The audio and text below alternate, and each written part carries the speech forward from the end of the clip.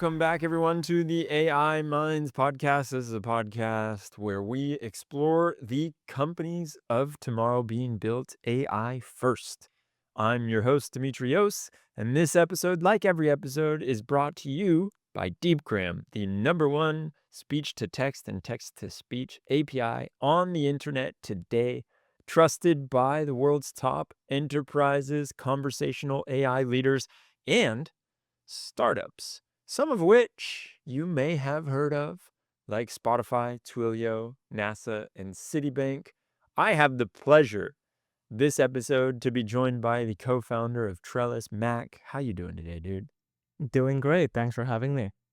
Well, I know you're in Vegas right now for the HIMSS conference, so I'm glad that you took some time out of your day to join us. I want to start with you at 15 years old, starting a company. Tell me about that, and how did you even have the audacity to start something at that age? Yeah, so I grew up in Thailand, and back when I was 15, my dad just got laid off from his job. And one of the big problem we had in our household is that there's like this small water leaks that just keep on going. We call in a lot of plumber. The very traditional approach to water leak detection is to just smash everything down and then find the leak. But with some physics, I realized that you can really find a leak pretty efficiently with just looking at water pressure. So that Right. became like the idea for the first business, detecting water leaks at industrial scale, and that was like a quite a fun thing. Nothing related to software or software as a service, but it's a very like direct, finally get paid kind of setup, which is quite interesting. So, physics feels like it is going to be a theme that runs through your life. At 15, you already knew you had a little bit of a love relationship with physics. Yeah, I think it's a really interesting way of distilling very complex things into something really simple. And I think computer science is the opposite way, where you try to construct complex things out of simple primitives. Oh. So I think that's kind of like going two ways, but I think physics is really interesting, where you see something very complex and you try just to understand and distill it down to very simple setup. So, because of your love of physics, from my understanding, you were able to win a scholarship that took you around the world and landed you at Stanford. Yeah, so in high school, there's this competition called International Physics Olympiad.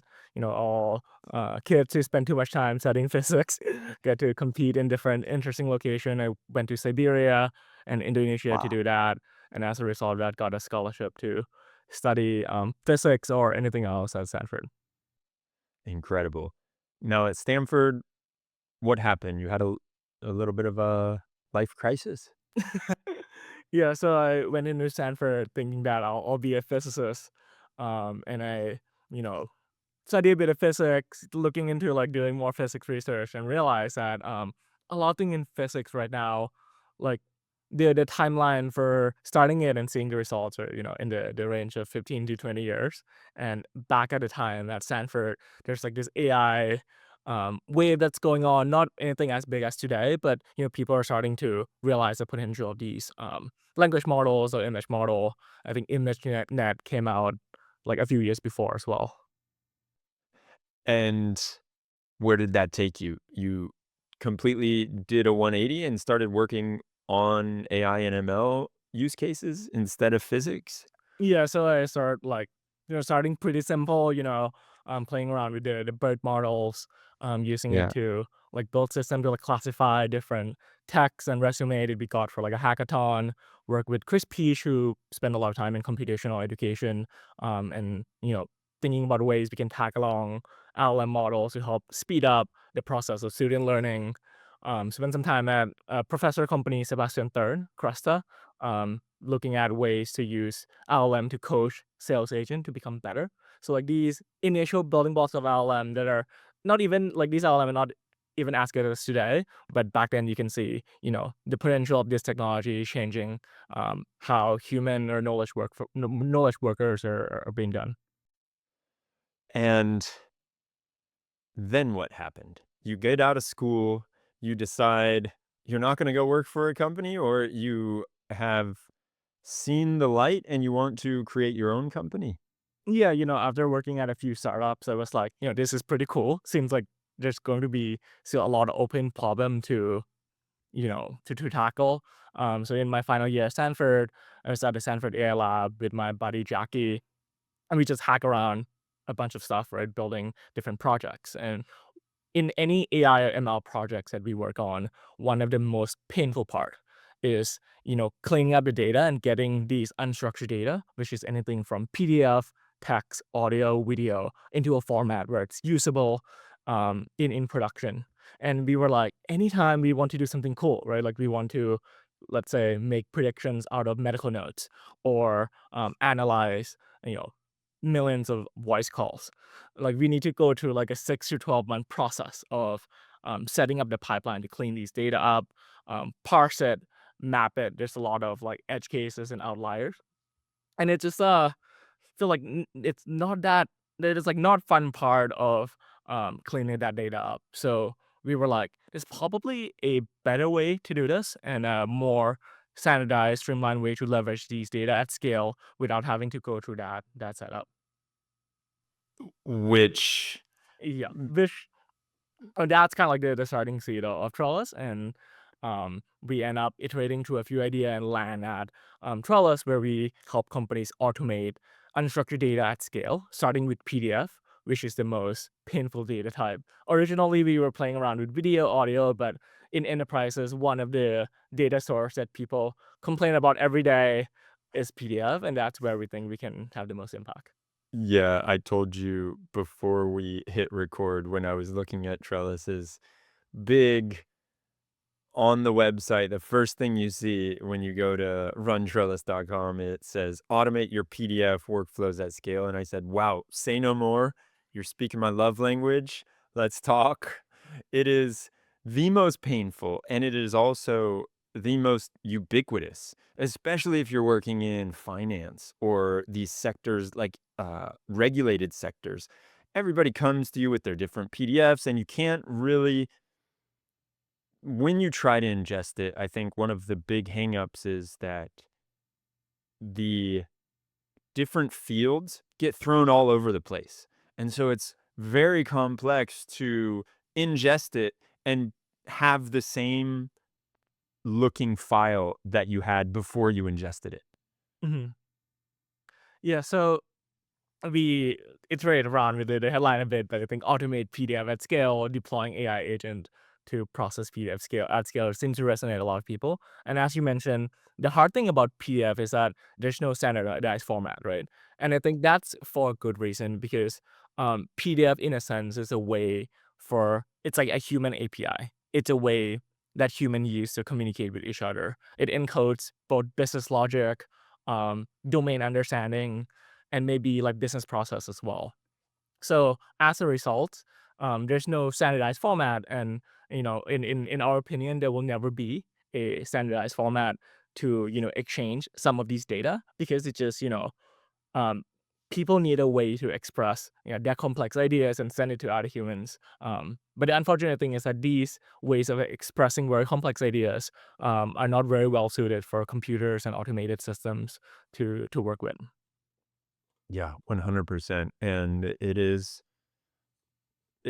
really interesting for me to learn about how you're ensuring the accuracy because one complaint that I've heard with PDFs is maybe you have this PDF and it has a lot of information or text, and then it has an image or it has a table.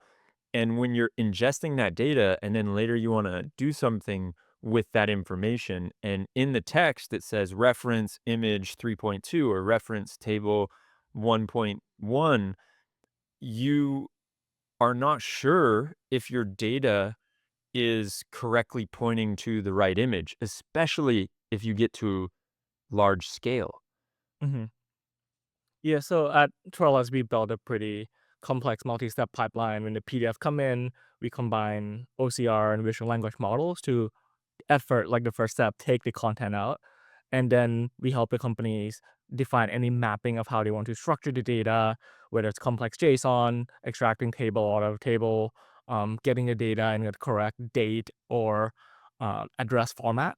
And then from there, once we get the data out, we have a reference systems where for every field that we process and extract, we go and find where it's coming from. And when the users go into the product, they can click and see, the exact location, exact bounding box of where the field, whether it's a contract clause, a information about a patient, a simple thing like birth date, exactly where it's coming from in a PDF. And that has been pretty powerful in really grounding the output of these AI models and providing visibility to our customers around, how these processes are being done. And it's all like a magic black box where, you get like pretty clean data out, but you can really trace back to the origins. Yeah, so if I'm understanding this correctly, basically it is almost like a citation for PDF. So if you have something in digital format and you want to say, is this really referencing the box? You can highlight both of those and say, show me the actual document. Yep. So you can click and do like the citation to show you the original documents. The other way we tackle accuracy issues is allowing people to define workflow logic on top of that extracted data. And what I mean by that is that a lot of times when you extract either invoice or medical documents out, there's like some rule that underlie the data. The date must be less than the current date. Or a bit more complex than that. This number, this ID needs to align with whatever is in my ERP or EHR. Yeah. And we allow people to reference these variable, trigger a workflow that connect with external API and use it to validate the extracted results. So it's like both the LLM doing a check, but also external systems that are providing the second guardrails. What are some of these huge gains that you've seen clients get because they now have access, digital access to PDFs in a way that they didn't have before? Yeah, so I think digital access to PDF is maybe part of it. The key part of it is automating workflows and being able to gain real label savings, which means that like a process that used to be human doing manual data entry, now it's like mostly automated. And then humans can spend time doing more interesting and fruitful work, right? Like we spent quite a bit of time with companies in healthcare sectors. And one of the major bottleneck in that process is patient referral data and intaking different clinical reports and clinical data. And in the previous world, in the pre-LLM, pre-AI world, and even currently today, people are getting a fax in, someone is doing the manual mapping of getting the right data points, answering different questions in a new form, doing that mapping manually. So it's like a huge time sunk. And with these process being in place, you know, they have like full visibility since it's all structured and in a database, but also they can automate like 95 to 99% of what they have to do today and really realize that labor savings and ROI improvement at scale. Yeah, that's brilliant. So in other words, it's not necessarily digitizing the PDF that is the best part about it. It's what you can do once you digitize that and what workflows you can build on top of that.